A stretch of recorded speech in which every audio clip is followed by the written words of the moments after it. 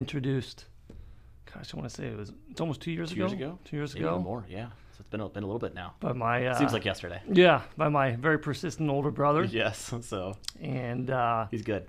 and that's right when I was kind of just starting out, and you already had this established company, and you took the time out of your busy schedule to sit down with me, and I'm very grateful for you for just the opportunity to have your time. It was fun then, and now to see kind of stuff you're doing is pretty cool.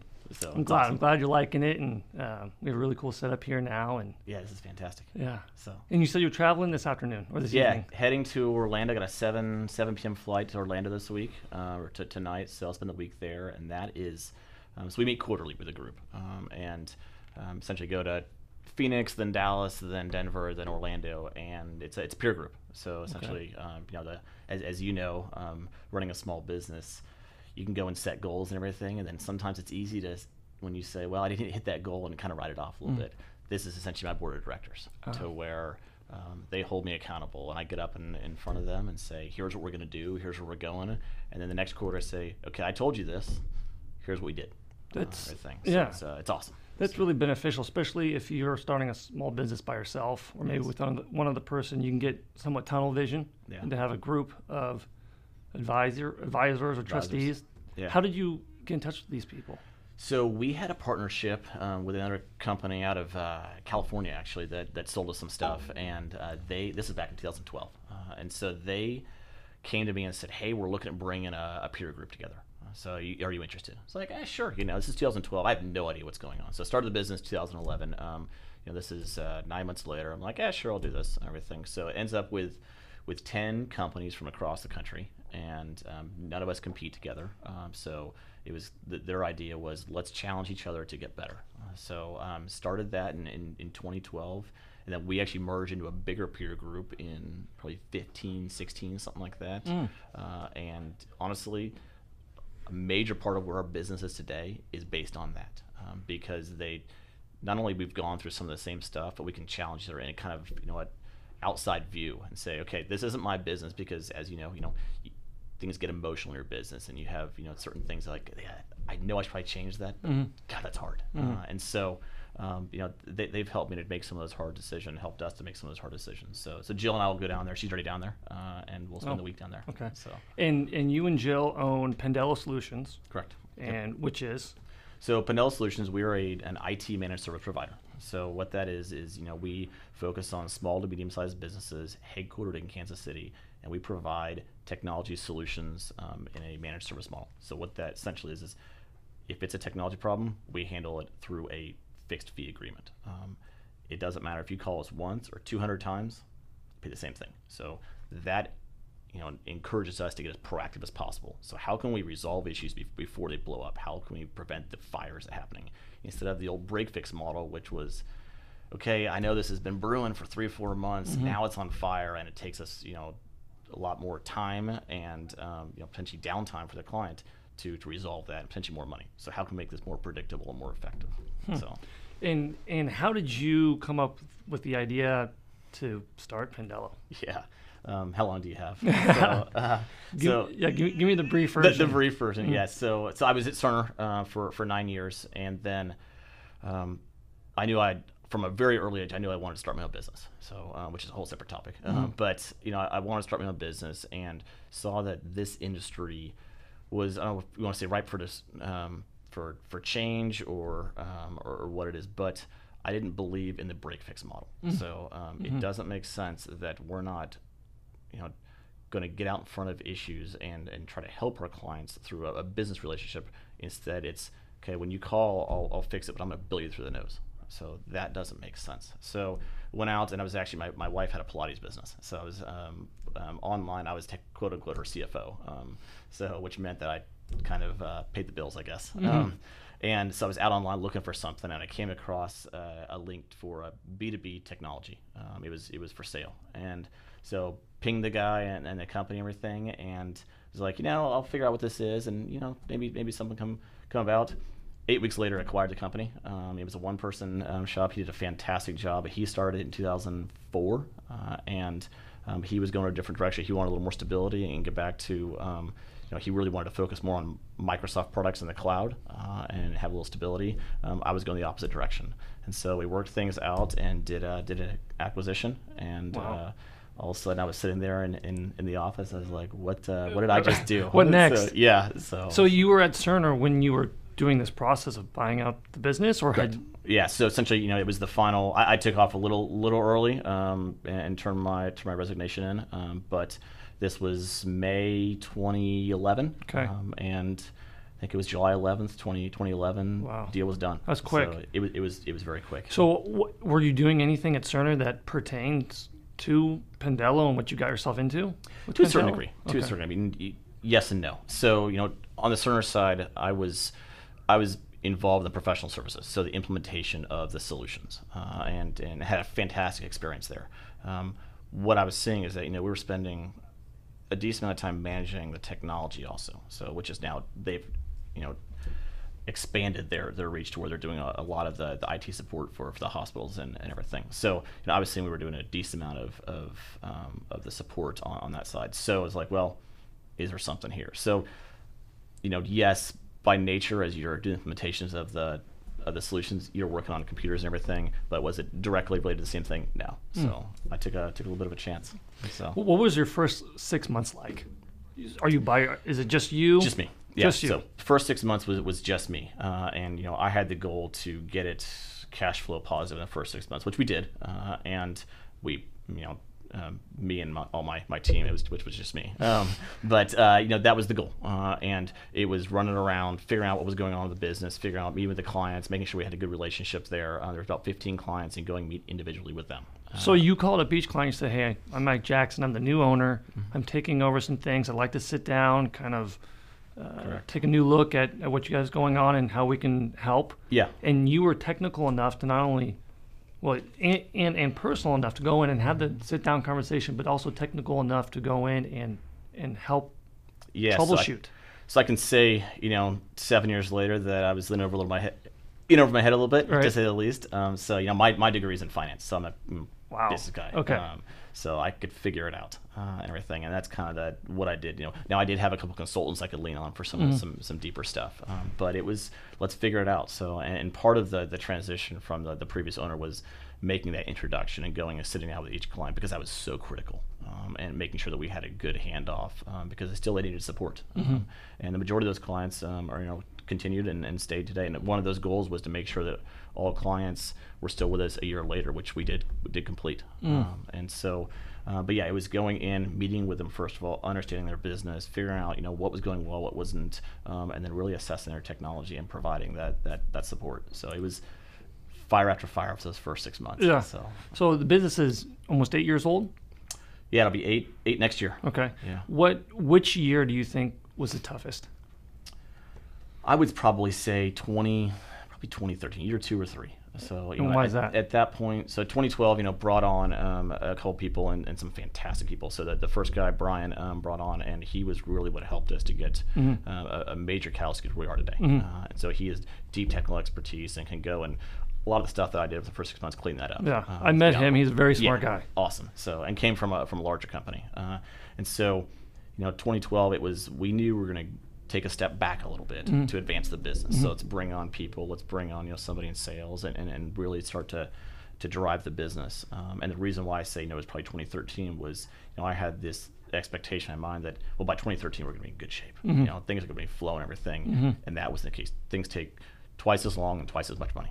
So my expectation of really turning that business around and expanding it in those first 2 or 3 years was probably out of line. So it was there were some hard times Right. those first couple of years. So for the folks that have no idea what a managed service provider is, from my understanding, and it's called MSP in the tech space. Yeah. So we if you throw have- acronyms along Right. like crazy. It's So, awesome. so if you have a lumber company that's 60 years old and you've never had an IT guy, maybe you've had one IT guy in there that helps fix the printer Yeah. or a couple of the computers, and you're now in 2018, you're like, heck, we need a whole IT department. We need 5 to 10 individuals over here, and you've been running this lumber company. It's been a family business for 50, 60 years, and you're like, well, I don't even know where to start. you could just go to Mike Jackson and Pendello Correct. and say, hey, we're going to outsource all of our IT functions, and you guys will run it. And that's essentially That's it. That's it. Exactly. So, and what that brings is, if you hire your IT guy, which is, makes perfect sense in certain situations. And so, with us, what we bring is a whole team to that. So it's not just the guy who's really good at, Microsoft Outlook, so in resolving those email issues. It's the person who's your network guy, your security guy, your Outlook guy, help desk, across the board, as well as that client management for somebody to call to say, hey, you know what? Here's where we're going with our business. What do we do? So it's bringing all those together. But it's, there's so many different layers of a client's technology and client, we call it their stack. So there's so many different layers. Ultimately, at the end of the day, we have a pyramid that we show for this. But at the end of the day, all they care about is getting their data at the right time when they need it. That's ultimately what they care about. However, there's so many different things that go into that. So is your infrastructure in place? Is your your workstation up to place? Is your servers? Everything in there. And so everything's got to be functioning as needed to get there. So we bring all of that. So, and we'll first, say that lumber company, we're going to go in and do an assessment and say, okay, here's what's critical, here's what's in the future, and here's how we're going to tackle these items. That takes time. So, and one of the things that we say to new clients as they come on is, we're kind of peeling back the onion here. Yeah. So things may get worse before they get better. Right. Just FYI, we know that. Right. But it's going to take some time. But here's the long term where we're going. And MSPs, it's nothing new. I mean, wasn't IBM one of the first? Yeah, and they're a $70 billion company. IBM, Accenture, they're massive. So Right, and it's nothing new. And the MSP model started in what, the early 90s? Probably, yeah, something like that. I mean, late 80s, early 90s. And there's plenty of them in Kansas City. Yeah. So what has given you guys the edge? Because you guys have seen some really nice growth. We've here. had some good growth. Yeah, we have. So we've had some good growth. So I think what makes us different a little bit is first of all I'd say our team. So awesome group of people. So, but our team has a little bit different mindset. So and I think first of all we take a real proactive approach. So it's okay. We've kind of driven that through the culture of okay, we had this issue. How do we prevent this from happening in the future? Or we get all this data, and how do we identify what's going on with this data, these alerts, and we train to that and figure out how to resolve it in the future so it doesn't happen. However, also, it's a little bit of a business mindset. We call it business technology management. It's no longer just, hey, let me go and resolve that server issue. It's how do we improve your business through the use of technology? How do we make you more efficient, more effective, more profitable through technology? So you have to be creative. I mean, you have to take every business, whether it's a finance business, a lumber business, a tech business, and go, okay, how do we integrate Pendello Solutions, literally, into this specific type of industry? 100%. And make it more efficient. Yeah, every business is different. So, and usually when when clients come to us, it's not because everything's working beautifully. So that's kind of things are going to be hard those first couple weeks and months. But yeah, it's how do we integrate what we know is best practice into your company and help you to improve. That's challenging, and we focus on specific verticals, but really we're across the board in various areas. And so, you brought on Jill a year after you started. Yeah. And so, what was that process like bringing on Jill? She's awesome. I love working with her. Yeah. And for what's good for you is you work with her, not with me, which is a real positive. Right. Yeah. And how was, because she came from Cerner as well, and so, a couple things. How was that getting her? Because you both had nice, I'm sure, very well-paying jobs over at Cerner. You guys were making this sacrifice, this risk to come over to start this small business. What was the process of getting her to come over, collaborating with her, delegating tasks, because you guys can't do the same things? Correct. And what that process has been like having a business partner. Yeah. So we worked together in 2006 or so at Cerner, and we had a really good working relationship there. So we were kind of in an operations role and everything. So went our separate ways. She moved to the Middle East and then Australia. I moved to Santiago, Chile. So both for Cerner. And then honestly, we didn't talk for probably 4 or 5 years at this point. So she then moved back to the States, and so did I. And part of the reason why I started the company also was at the time I was working for Cerner. I was doing professional services for Mexico, Chile, and Argentina. So sounds awesome, and it was. But you a lot of work, different hotels, and everything. So I was looking to get off the road. So started it, and then in 2012, our old manager from Cerner said, hey, I was talking to Jill the other day, you guys ought to catch up. So I think we pinged each other. I can't remember, which way it went. Went and had a coffee, and I was working on some crazy ideas and everything. And she was like, she just had her second kid, and was looking to get kind of back in the workforce a little bit. And knowing Jill, she doesn't do anything just kind of half-assed. Mm-hmm. So it's either 100% or nothing. Yep. So and fully knowing that. So I was like, well, I got a little project here. So and I think I was looking at some, potentially at a resource center down in Joplin. I was like, looking to staff something in Joplin. Pretty much that's about the direction I gave her. And I was like, put some stuff together and see what's there. Pretty vague. So, yeah, very vague. Which is kind of how I do things in general. Yeah. But comes back about a week later with like 1,000-line Microsoft project plan and everything. And I was like, all right, yeah. So came on as a consultant and started working and really helping us from the business side. Again, she's non-technical, and the joke is that if she touches some computer, it's probably going to break.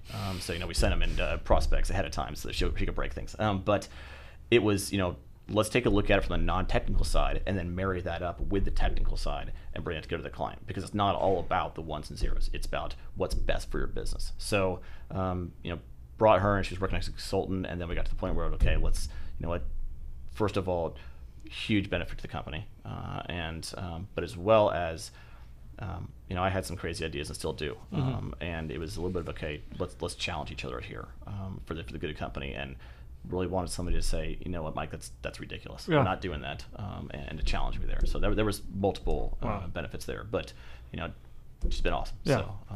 So the MSP space, 2017 numbers, it's about 150 billion. Yeah, I think right. Worldwide. Mm-hmm. By 2022, it's supposed to be projected to 260 billion. Yeah. So almost $100 million growth in the next massive 5 years. Mm-hmm. That's crazy. And I could see it being bigger than that. So, and then you got things like Accenture and IBM and. I think Convergence is another one that are all like the top 3 in worldwide, all American companies. How you guys are more focused locally? I remember, I've talked to you before. I mean, you are focused on small to medium-sized companies in Kansas, correct? In Kansas City, and I like that approach. It's headquartered in Kansas City, right? That's kind of a requirement, right? And so, what does that growth look like for you guys? Working with small to mid-sized businesses, do you guys go, more to regionally? Are you guys going to expand more in the area? What's kind of the outlook for the next couple of years? That's a great question, Stu. And I think first of all, looking at the industry as a whole, where a lot of that growth is coming from is, on that, if we look at the SMB market, the small medium-sized business market, it's a lot of that M. So it used to be that if you were under 50 people in your company, the MSP space made sense. Once you got over about 50, okay, let's bring in an internal IT guy. That has changed for a couple of reasons. First of all, as our space has grown and just that model's proven itself, that it's very predictable. As much as we love people, you got to manage them. Yeah. And sometimes, people don't always want to do that, and more outsourcing. But also with the cloud, and the fact that, a lot of these servers aren't in people's, offices or the data center anymore. They're not IT guys not sitting there looking at them. Everything's being managed remotely. So that has allowed, I think, our space to grow, because really a lot of the time we're managing that cloud and managing those various services. We say that MSP stands for Managed Service Provider. A lot of it is a Managed Solution Provider. We're bringing all these different solutions. How do we manage those most effectively and for that client, and bring all the different technologies together as a cohesive platform? And so the space is growing massive. Right now, we focus on the 20 to 200 person marketing Kansas City. So is there a little wiggle room in that? Yeah. But essentially what it boils down to is the company looking to have a strategic investment in technology and grow with technology. So if they're looking at, kind of where they currently are and don't want to change, that's fine. We may not be a good fit for them. Because one of the things that we really look at is, we're kind of pushing some new solutions. We're not, if you look at the adoption curve, that curve of, okay, you got innovators, early adopters, late adopters, everything. We're kind of on that earlier phase of, let's go find some new solutions that might really benefit our clients and might, help them to get to the next level. So we'll continue to be in the Kansas City market as the predominant model for the foreseeable future, Kansas City's a big city. So it's as small as it is, it's a big city, and vice versa. But we'll continue to look at that. However, we're supporting users in 35 states across the country. Wow. So that remote model works, but the Kansas City focus on the headquarters is really so we can have that face-to-face conversation of, hey, here's where your business stands from a technology perspective. If we need to have that hard conversation, we're going to. So you know what? Yes, I understand this may make sense from a cost perspective of putting XYZ technology in, but here's what's going to happen, and this is going to be a major problem down in the future. So let's have some of those hard conversations with the client. How is it? Because in tech, there's a lot of trends.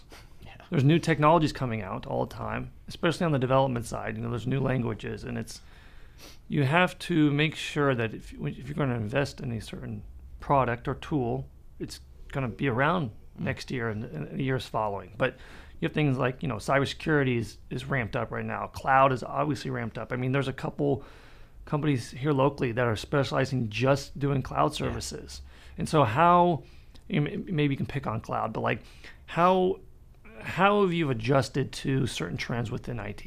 Yeah, and I think this is probably an area where, as a company, we've matured a little bit. So whereas, in years past, there's been a little bit of, hey, I love the shiny object. So this new technology is out there, and this great application, it's going to be great for this one client. So, and then 2 years later, that company is not there anymore. So, and I think that's where we've kind of grown, that let's make sure that we're evaluating the bigger picture and the different technologies in that space, and then landing on one that we know not only works for our clients, is predictable, as well as going to be around for a while.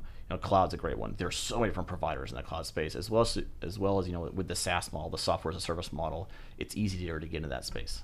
And people, you look at Silicon Valley, people are throwing money at tech firms left and right. So we got to make sure we're picking the right solution.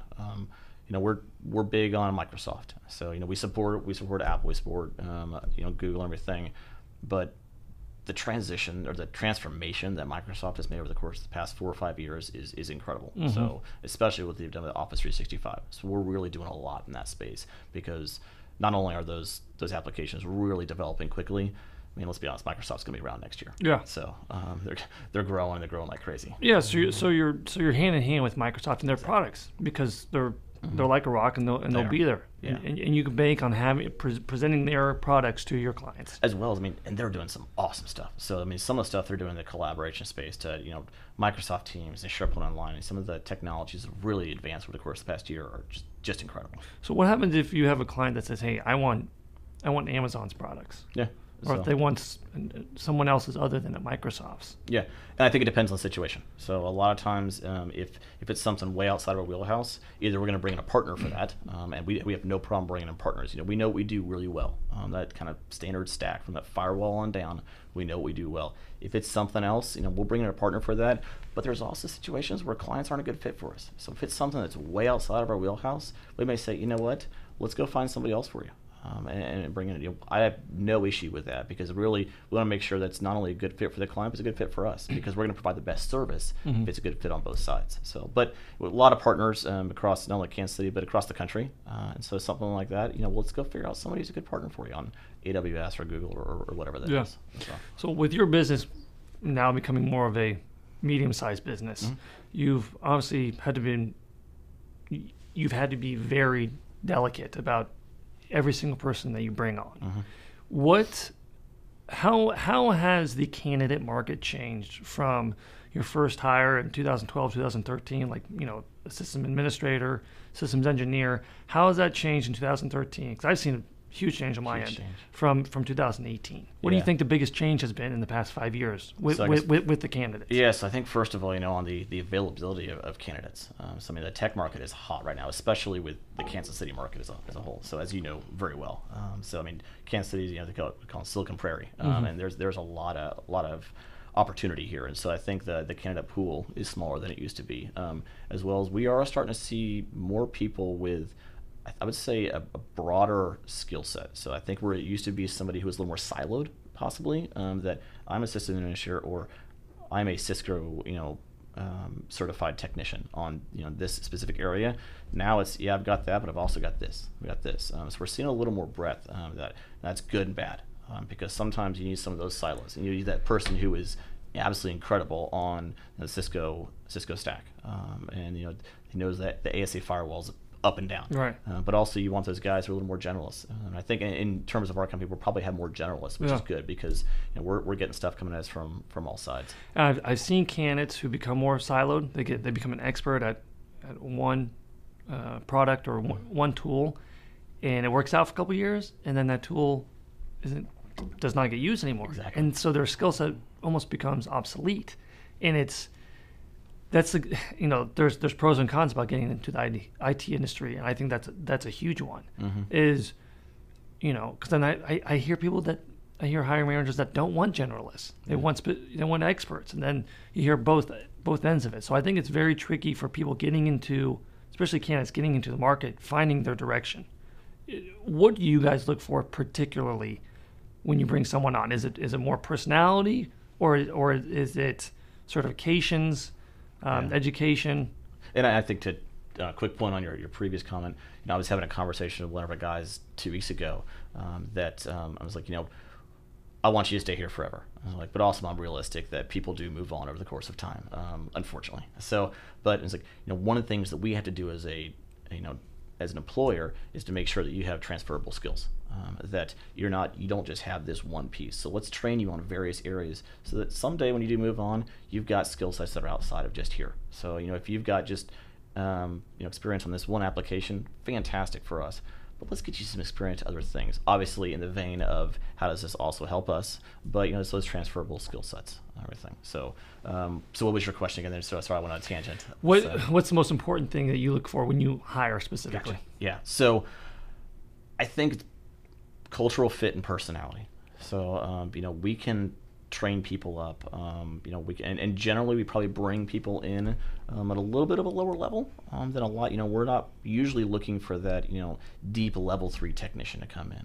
So it's usually a little bit lower level 1, level 2 person coming in, and so but we're looking for somebody who has that cultural fit. And do they have kind of our core values? Do they want to learn? Do they want to continue growing? And it's we talk about passion for technology. So, you don't want the person who's just sitting there saying, yeah, I'll fix the computer or whatever. You want the person who really wants to understand not only how do we fix it, but why did that happen? So why was that an issue in the first place?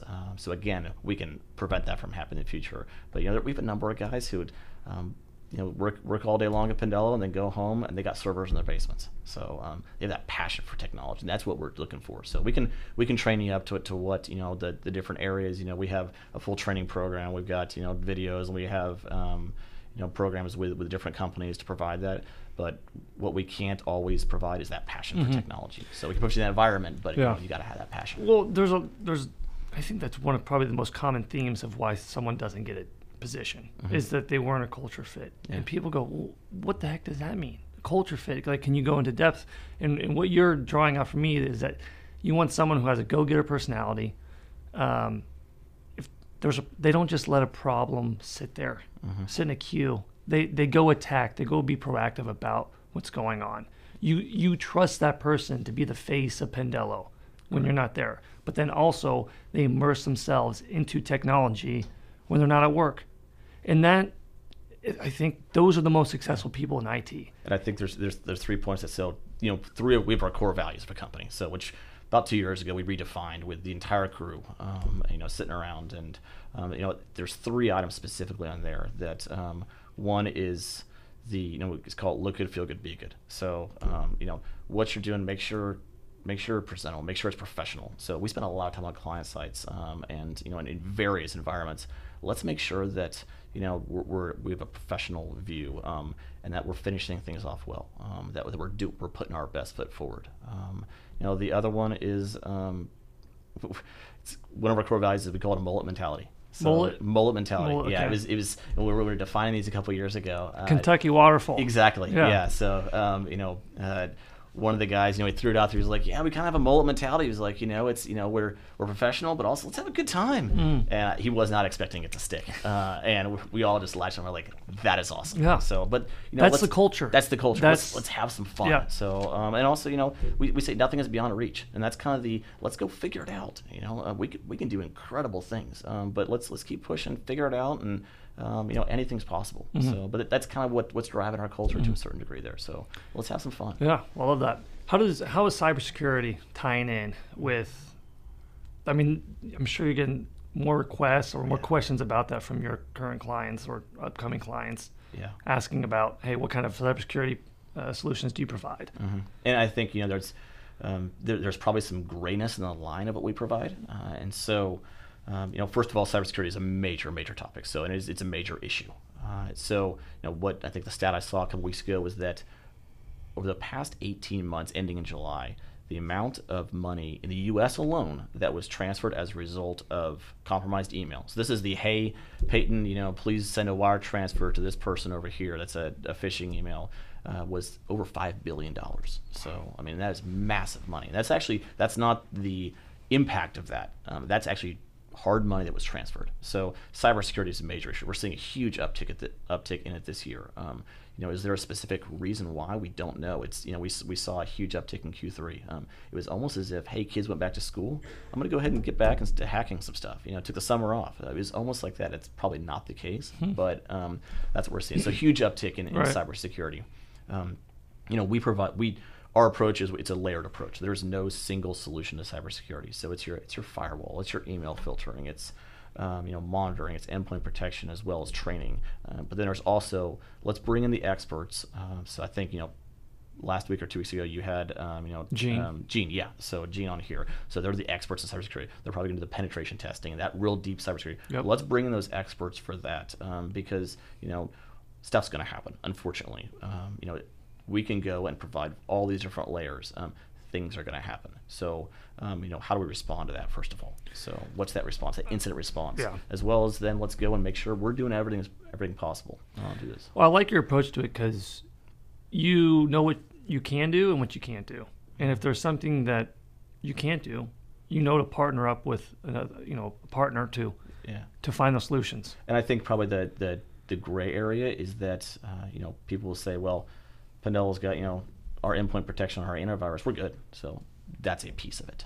So there's only needs to be one hole to get in. There only needs to be one person that clicks on that link to get in, and that's I think the biggest threat, the biggest concern, and part of the reason why probably up at night a little more than I should be. Right. Yeah. So what next couple of years? 2022, 20, the next 3 or 4 years. What gets you most excited about Kansas City and the IT that's going on in Kansas City? We have companies moving here. There's a lot of opportunity. What gets you the most excited? So I think first of all, Kansas City is as a whole, kind of where Kansas City's come in the past 10 years is awesome. So I grew up. I'm from Tulsa originally, but came to Kansas City 16, 18 years ago, and so the amount of growth in Kansas City is really cool over the past 10 or so years, and specifically from a tech perspective. So, I mean, the amount of investment being done in Kansas City from tech perspective, as well as some of the new cool solutions that are coming here is amazing. So I think as people, we'll continue to have partners with Microsoft. So obviously it's like that. But how do we then start to invest in other providers in Kansas City? For example, as we look at cybersecurity specialists, we're looking at Kansas City. And if those companies start to work together like that, it's going to create more and more opportunities, and I think more growth. But it's hard to imagine what Kansas City is going to be in 2022, especially in the tech space. That this Silicon Prairie, and really from Omaha through Kansas City down into Tulsa, I think. How do you think we're going to meet the hiring needs? I mean, right now the unemployment rate is below 0%. Yeah. On the tech side. I mean, how do we? Because you're competing for the same guys Cerner is competing with. Yeah. And how do you get those guys over Cerner? Yeah. So, and I think for us, so first of all, I don't know. I think that's the first thing, and as everybody at the company will tell you, I'm probably the first one to say I have no idea and everything. But I think it's going to be a long trend here that we start. We're looking at guys coming out of some of the local schools. So how do we provide a good culture and probably a culture that offers something different than the larger company? There's advantages and disadvantages of a small business. So the disadvantage of small business that everybody's doing a lot of different things, and you don't have one thing. The advantage is you're part of something that's getting bigger. You're part of a foundation and can really impact some major change. So I think that's probably one of our biggest advantages is that we're not we're not looking for, it's a top down, hey, here's what we're doing. It's, hey, what do you think of this? So because we really want the opinions of the guys who at various levels, the guys and girls, because they're the experts. So, and I think, it's the opportunity to make a big impact on our company as well as all of our clients. But, I'd love to get your thoughts on what you see from the hiring side over the course of the coming years. So, no, it's, I'm seeing an influx of folks going to training schools like KU Development Boot Camp, Centric. I saw that in 2017, graduates, four-year degree computer science graduates in the whole state of Kansas was just under 500.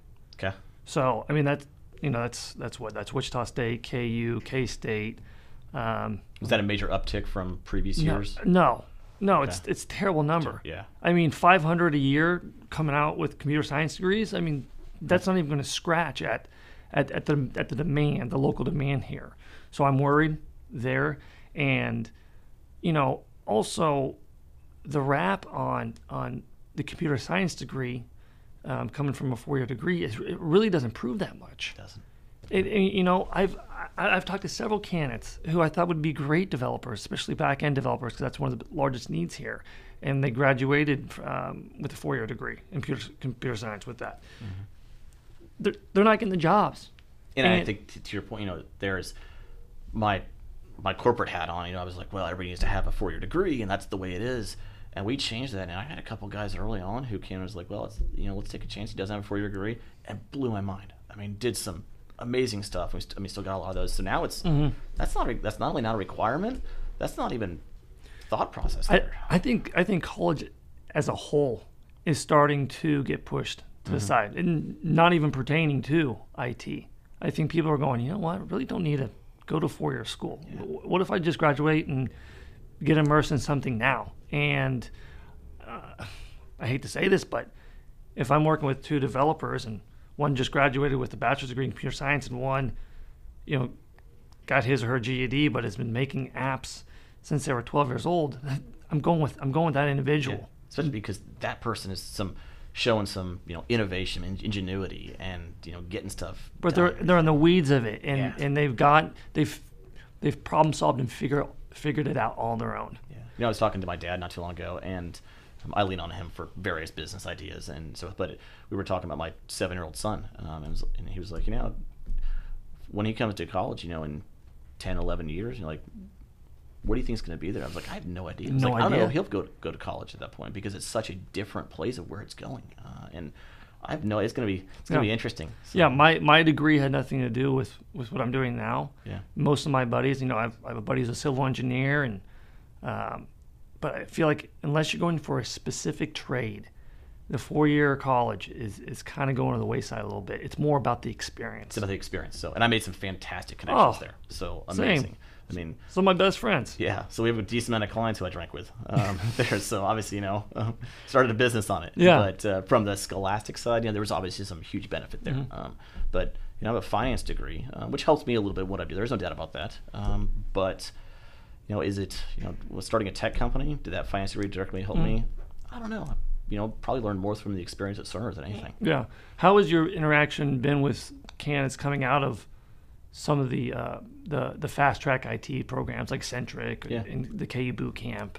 It's been good. So overall, we just had a couple start last week coming out of Centric and shown some really positive stuff there. So I think that's a longer term play. We got to make sure that everybody's trained up appropriately and we have some foundations there.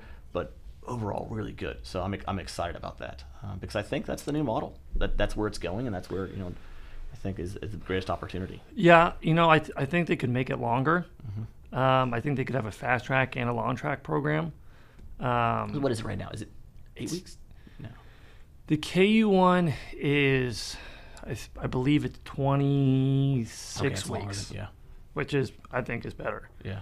The Centric one is, I want to say it's only 2 months. Yeah. I want to say it's 8 or 10 weeks. 8 or 10 weeks. That's what I was thinking. So. Which you can't become an application developer in 10 weeks. And I think the biggest struggle there is, all of it's in at least on the technology support side. So the app dev side, I can't speak to as much. But from the support side, it's all in a lab. And I think that struggle there is, great in a lab and everything, but then all of a sudden that, you have that issue that is, we have no idea where this is coming from. Right. So you got to start from the top down.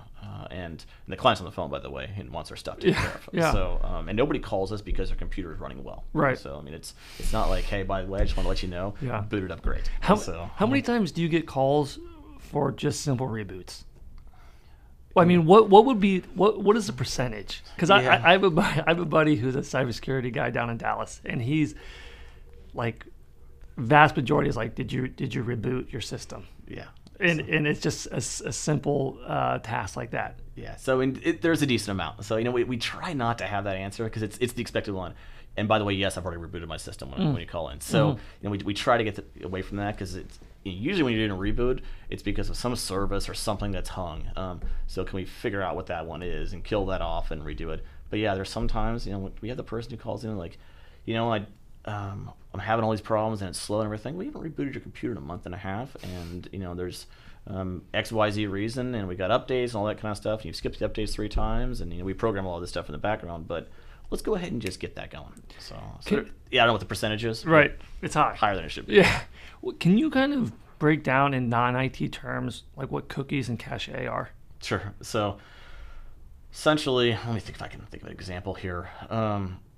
It's it's a file on your computer that allows you, when you go to a website, it's temporary files. I'm trying to get non-technical here. So temporary files that allows things to run faster. So it says, all right, I've already got this on the system, and I'm going to pull from over here these files to make sure that you run faster and get to this website. And it it has data and everything on there. That's probably not a great example. I'm trying to think of it as some sort of analogy here, and there's probably not one. Well, they build up over time. They build up over time. So you have to empty them out and restart, and that's by rebooting your computer. You're restarting those cookies and caches. Yeah, you're removing some of those temporary files. Okay. So, and they're good and bad. A lot of times people, I think, have said, I've got these cookies on my computer and it's bad. No, it's not necessarily bad. So it actually makes things run a little faster to a certain degree on those websites and what you're doing. But when we reboot them, or we've got scripts that go ahead and clean those out, because there's so many different temporary files on your computer that slow things down. We have some scripts that run in the background. Let's remove those temporary files. So they don't build up and use up your disk space, but also let's get things a little peppier. So cool. What do you guys see Pendello opening up? Anything new in the next couple of years? So we're always, I think the biggest question is, are you guys going to expand outside of Kansas City? That's always a question. There are no plans right now to do that. I think there's great opportunity in Kansas City, but there's always opportunity. We got a lot of clients regionally, Wichita, Denver, St. Louis. So we'll look at some of those different spaces. No plans right now. I think the biggest question is, are we going to go deeper on some of the existing technologies? So as I mentioned, we do a lot with Microsoft on the Office 365 stack and Azure. So how deep will we go there and start to really provide some better workflow optimization for our clients and better opportunities for our clients through our own skill set, or bring in partners for that. I think that's probably the question of, are we going to start to really go down deep in some of these applications? And then also, we do a lot in financial services. We do a lot in healthcare. We understand a lot of the compliance laws there and the compliance regulations. Although they love to say they're completely different, HIPAA and FINRA and SEC, almost the exact same regulations. So, they want to say they're completely different. They're not. So we understand a lot of those.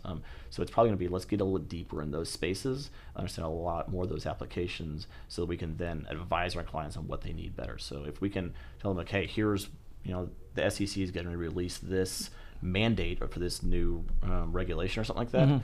Okay, how do we then bring something in to make sure that our clients have that fulfilled and they're doing everything necessary? So are you having to bring in lawyers to help guide you through that process? Because I know I forget what the banking regulation is after the recent collapse. Yeah. Starts in S. Sarbanes-Oxley. Yes. Yeah. So you have to make sure that your banking clients are compliant with that, and then you have the new HIPAA stuff and the healthcare stuff. And how do you? I mean, are you combing through that litigation to make sure that you know how to provide the right solutions to your clients? Yes. The short answer is yes. So it's really exciting work. So terrible. That partially falls on me from the compliance perspective. So going through all those regulations, and luckily, a lot of the different organizational bodies, the NIST, which is National Institute for Standards of Technology, they make them pretty easy to understand from a technical perspective, at least. So they boil them down of here's what's required, here's what's not, everything. So going through that, as well as we'll lean on some compliance, some specialists from a compliance, compliance industry, so they know exactly what's needed and what's not. So and then work with our clients on that. So from a financial services perspective, for example, our clients are going to have a compliance organization that they work with. So then let's get on a call with them, make sure we're all on the same page, and they're advising us and we're advising them on what's coming down. But at the end of the day, I probably spend, I don't know how much time just going through that stuff and figuring out, okay, they're saying this, how do we need to react to that? How do we need to make sure that our clients have this this piece of software or this protection, and then advising them on that and saying, okay, it's not necessary right now, we're probably expecting it in 2019. So and there is some stuff on that. So it's okay, you don't need to, this isn't a fire drill. We don't need to get it in next week. But here's some stuff we need to look at, as well as, here's a reason for it. Because they'll put it in really technical terms that nobody understands. Let's translate that for our clients and figure out, okay, here's what it actually means on that. It seems like that would be a huge demand just in that, just staying compliant on the IT end. There is a huge demand on that, and it's growing. I can't remember what the number was. I think the SEC, for example, does their audits of their clients and everything from a cybersecurity perspective. I think they were throwing an additional $50 million or something into those teams just last year alone. I could be a little off that number, but there's a major investment there. So they come in and do a full audit from a cybersecurity perspective. So we'll sit with our clients in that. Either that or we'll be on the phone. Of, hey, call me when you need me, because there's other things going on there. But let's sit in that room with the clients and talk with the SEC and make sure they're compliant, because really that's an audit of not only the client but also of us. So of what we're doing with the service we're providing. We try to act like we're their internal IT, and we don't want it to be, well, we have these guys over here, we outsource that. Now let's have a relationship here. How does the government decide who they want to audit? I have no idea. So the biggest response, I have no idea. My speculation is, and I say that based on just some of the randomness we see, but a lot of it is growth. So those clients that or those brokers that they're seeing the biggest increase of growth from, that's going to be a major part of it, as well as length of time between audits. So, but at the end of the day, I think probably the overwhelming majority of our clients have been audited from a financial services perspective, and so. It's recurring every couple of years. Just expect to be audited. That's part of it. And we kind of go into the relationship knowing that hey, if we're going to take you over, we need to get you up to some certain standards here, because you're going to be audited. Let's be prepared for that, so it's not a surprise. Yeah. I would feel like if I had a company and I outsourced all my IT to you and I was getting audited from IT perspective, I'd like to be like, well, Pendello's going to handle this. Yeah. So let's bring them in, and we should be on the hot seat also. That's nice. It's not fun, but let's at least have that shared hot seat. Nice. Well, I appreciate you coming on. It's been great learning more about your guys' processes. If someone, potential client, wants to get in touch with you, what's the best way to do that? Yeah, so first of all, Pendello.com. So go out there. We've got contact links there to contact us. However, also, you can always call our main number, 913-677-6744. Somebody you'll pick up everything there, and we'd love to talk to you. So, awesome. Yeah. Awesome. Thank you, man. Love it. This has been awesome. That was great. Appreciate it. Awesome. Okay. Thanks, guys. Deal. Cool. Awesome. Great. Okay. Yeah. That was cool. So. Yeah. How long did we go there?